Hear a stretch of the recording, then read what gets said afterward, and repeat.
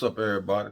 How y'all doing today, my good peoples? I hope y'all taking care of y'allself today, you know what I'm saying? Y'all know what to do, you know what I'm saying? Like, share, and comment, baby, and smash that doorbell for me, baby. You heard me. Keep God first, baby, over everything. So on the note, my good people, I'm gonna let this video take off. I'm playing a little catch up at the end, baby. Let's go. And shot Bianca in the head. 911, where is your emergency? There has been a car accident. A car was run off the road. She's bleeding everywhere. She's not moving. Green vehicle. Like, is this a car? Yeah, it's a sedan. It's a green sedan. Right behind me, come up pretty fast. Did you see how that vehicle got into that ditch? Honestly, I didn't see how it.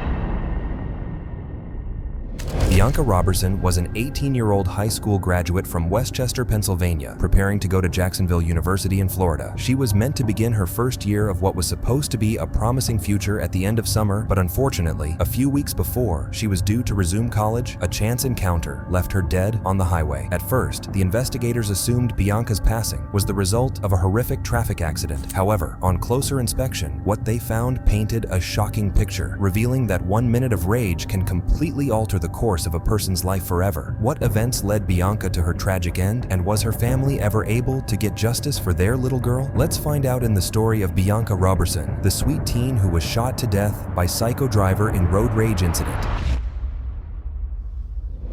The act of pulling a gun, aiming the gun, and being able to shoot somebody in the head from one moving vehicle to another is a calculated act. Bianca Nicole Robertson was born in October 1998. As a child, Bianca was always happy, but she didn't just bottle the happiness for herself. She brought that joy to everyone around her. Her family would say Bianca was a social butterfly and always loved to spend time with her family and friends. With adults, she was shy and respectful. With her friends, she was kind, gentle, and funny. Bianca was described as a sweet. To her family, Bianca was the smartest and most beautiful young woman in the world. To her friends, Bianca was a sweet soul with a warm heart who lifted everyone's spirit any chance she got. She was just an innocent girl doing like absolutely nothing. She was a sweet soul, literally the most warm-hearted person I've ever met, and she just cared about everyone so deeply.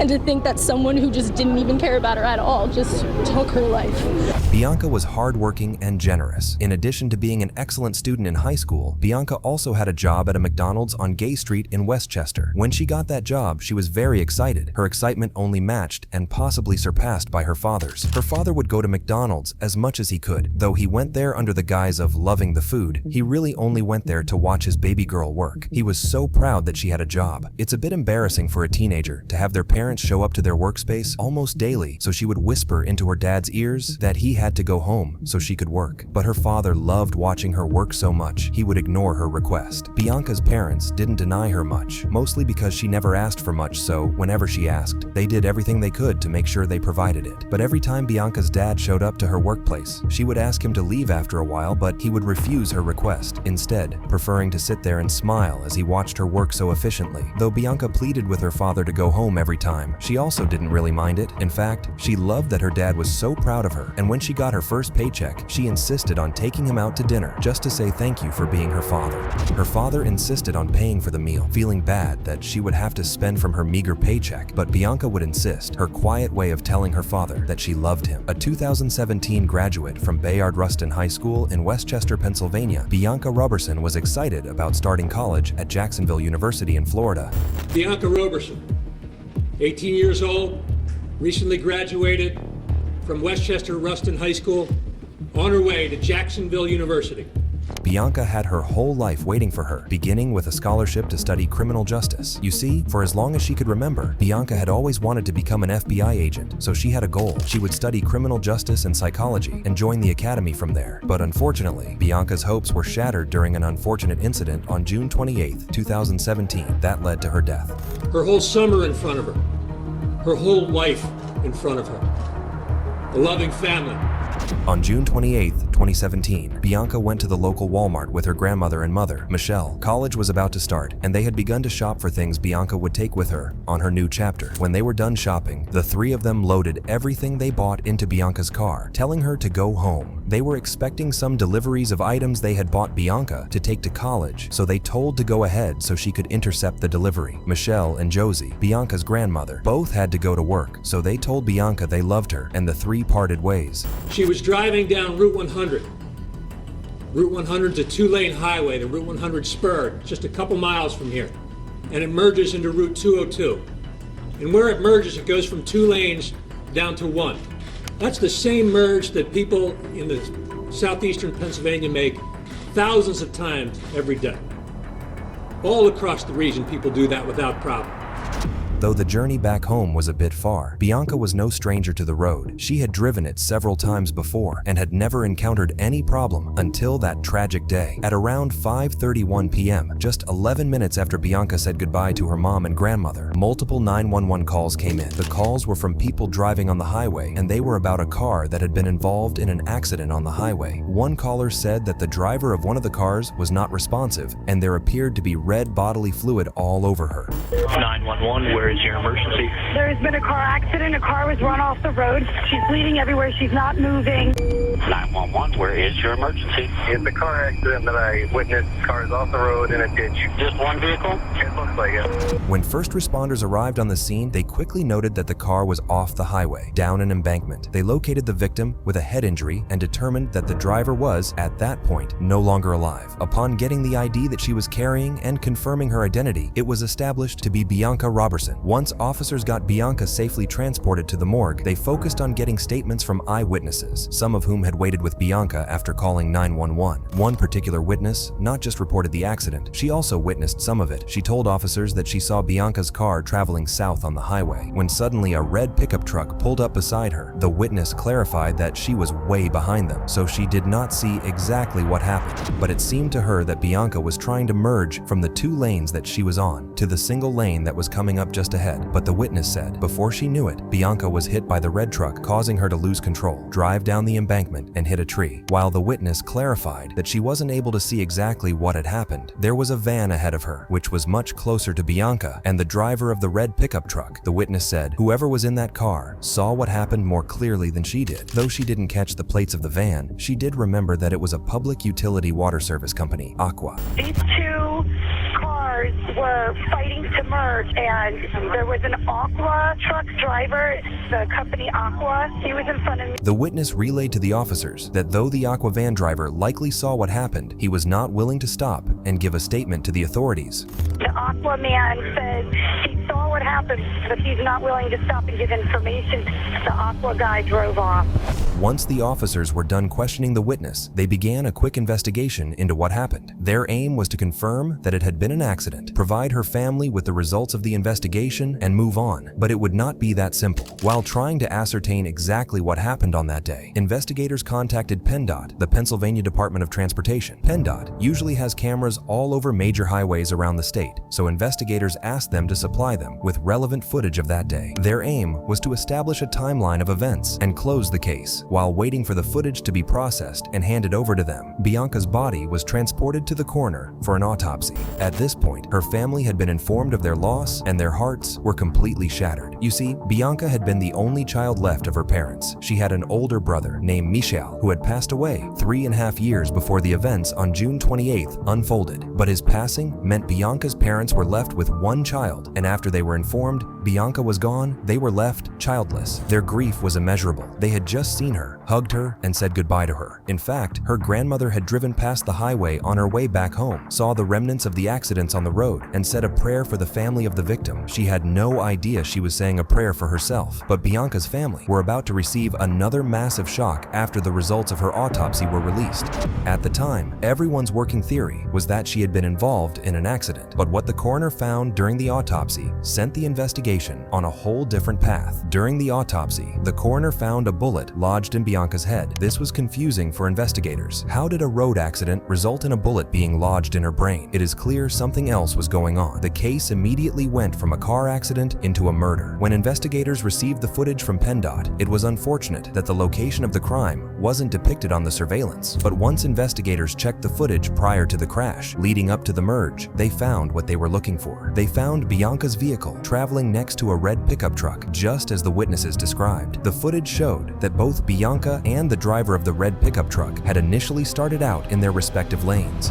But as they approached the merge, a different camera angle showed investigators that the man was no longer in his lane. According to investigators, the truck driver and Bianca, who was also approaching the merge at the same time, began to struggle for who would go first.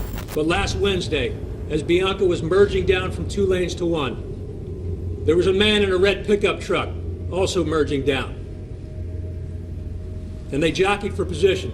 The footage was very grainy, and investigators could not make out exactly what happened just before Bianca's car veered off the road and crashed in the embankment. A different camera angle, though, showed something rather suspicious. Immediately after the crash, the driver of the red truck speedily drove away from the lane he was previously in and into the shoulder lane. To investigators, it looked like the truck was in a hurry to get away from the scene. But the question was, why? The facts of the case were slowly coming together, but investigators still had a puzzling question. Where had the bullets come from? And why did the red truck speed away so fast after the crash? But there was no clear footage of the highway, so the investigators hit a wall. They went back to the drawing board, re-examining the witness testimonies from the crash to see if anyone had seen something, or if anyone knew the driver of the red truck. It didn't take them long to come across the witness statement that mentioned a guy who drove an aqua van. The statement clearly said the man was closer to Bianca and the driver, so he might be able to clear some of the confusion. Investigators contacted the aqua company, explaining what had happened to Bianca, and thankfully, after a few hours, Aqua sent over information on the man that was driving their van on that day to them. The driver also agreed to sit down with investigators and offer up what he saw. Green vehicle. Like, Is this a car? yeah, it's a sedan. It's a Okay. green sedan. Right behind me, coming up pretty fast. Did you see how that vehicle got into that ditch? Honestly, I didn't see how they got it. But unfortunately, the Aqua driver maintained he had not seen what happened to Bianca and didn't know how she came to be in the ditch. Investigators then asked him if he felt the driver of the red pickup truck had done something wrong for him to have sped off like that. See the driver of the red truck? No. Okay, what do you think the guy did wrong that he took off so quickly?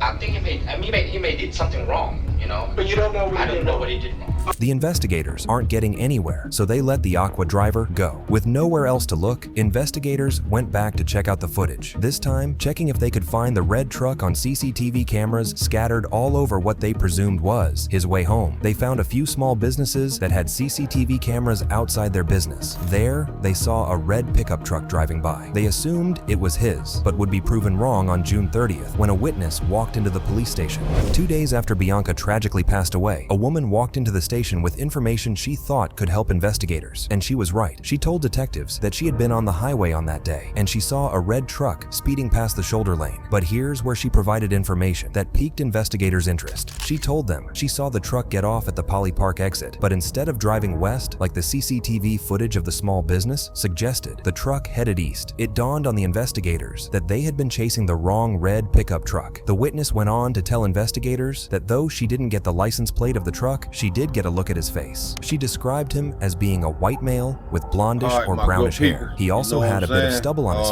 face. This was the best lead investigators had since the investigation began. They quickly took the witness to a composite sketch artist to help draw a photo of the driver. The sketch was then released to the media in the hope that someone and chilling David was on that day. The act of pulling the gun and being able to shoot somebody in the head from one moving vehicle to another is a calculated act. Young lady, but either, yeah, by him being a man, he should have seen a lady. You both, boom, you both okay. Drivers don't think like that. People on the highway, man, they try to beat you to certain things like they be in a rush. You feel what I'm saying? Instead of him dropping back as a man and let the young lady go on, you feel me? And he just get behind her, you know what I'm saying? And then, and never know, she probably would have got over, and then he could have went back over by he doing that tit for tat, riding on the side of her, you feel me, man? He probably made that young lady got mad and said, okay, then, I ain't dropping back. You know what I'm saying? I'm going to ride side just like you ride beside of me. You feel me? I don't know what he was trying to get to make him shoot the young lady, man, in the head, man. You know what I'm saying?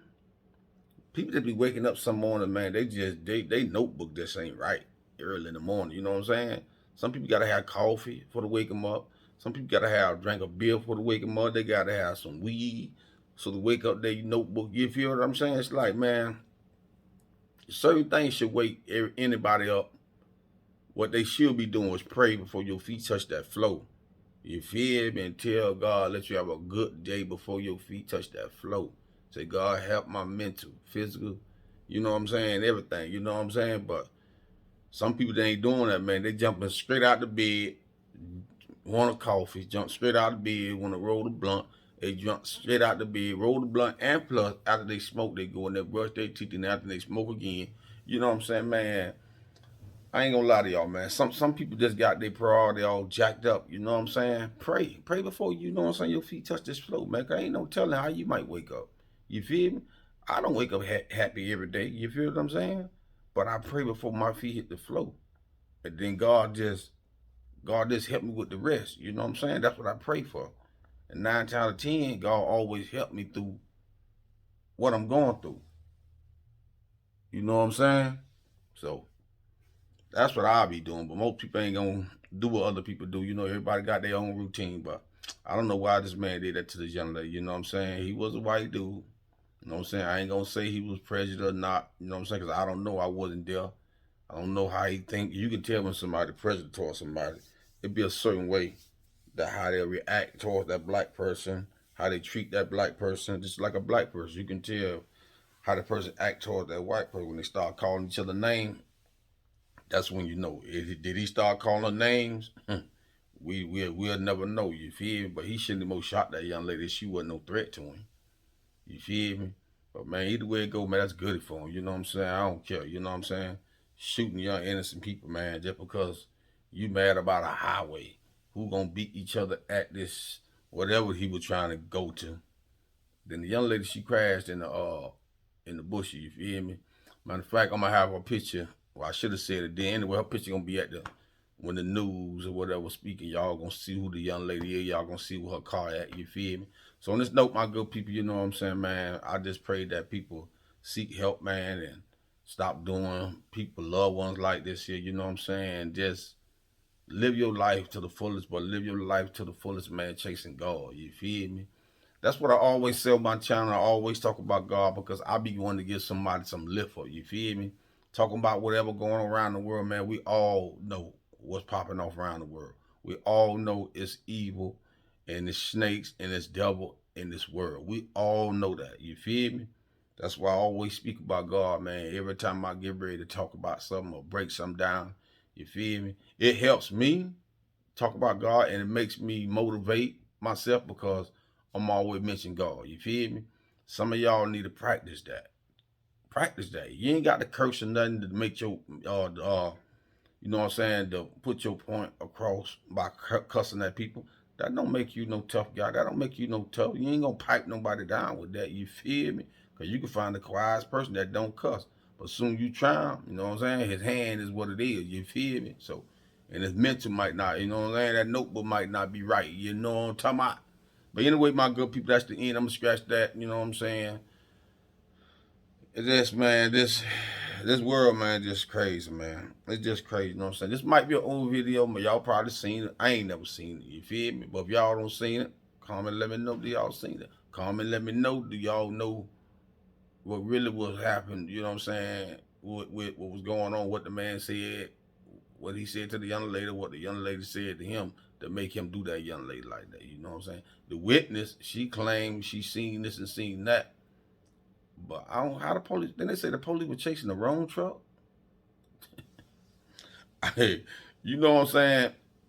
That's the end, my good people. You know what I'm saying? But y'all know what to do. You know what I'm saying? Like, share, and comment, baby. Smash that doorbell for me, baby. You hear me? Keep God first, baby, over everything. So on this note, my good people, I'm gone from y'all, baby. I'm gone.